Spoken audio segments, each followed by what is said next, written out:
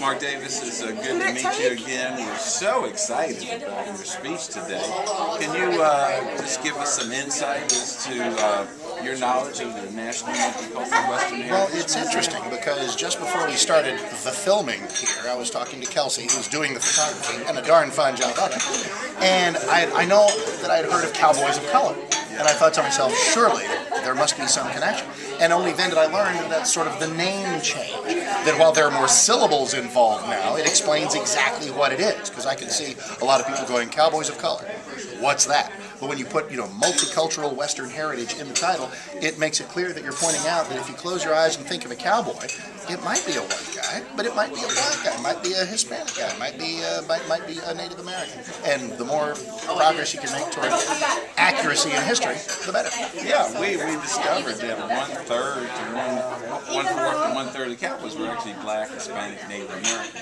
And we changed the name because that new name deflects what we're talking about. And we're talking about a period of about 40 years where African Americans were a main player in the Western heritage. It just makes sense because, especially if you think of the part of the country we're talking about, from Texas to Oklahoma to Colorado and Kansas, these weren't all Scandinavian folk working their way through that, or even folks who are necessarily what you might refer to as Anglo. They were folks, people who had come up from Mexico, people in many cases who had been former slaves, people obviously some who were Native American and were here before any of us. So it just makes natural sense that they would infuse and be an appreciable part of cowboy culture. Well, we'd love to invite you over to see the museum.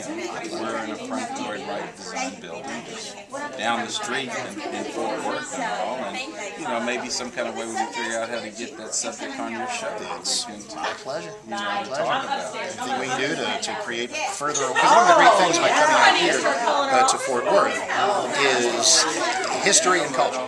And everybody who visits here, I got a lot of people who come and visit here.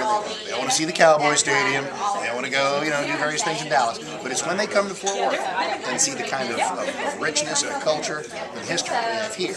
That's what they tend to go back remembering the best. Yeah, and JimAustinOnline.com. I've got that burned into my brain. I want you to go saying it in my sleep. Visit our website. We're talking about sports, entertainment, restaurants, community, and network on the site. So I encourage you to go up there and get logged on. And Kelsey and I will go log on you on the radio. WBAP.com, Mark Davis, 8:30 to 11, News Talk King 20. Jim Austin Online. Link to it at Jim Austin Online. Yes, we're here.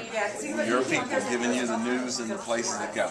Thank you so much. My pleasure. Great to be with you. Thank you. Same here.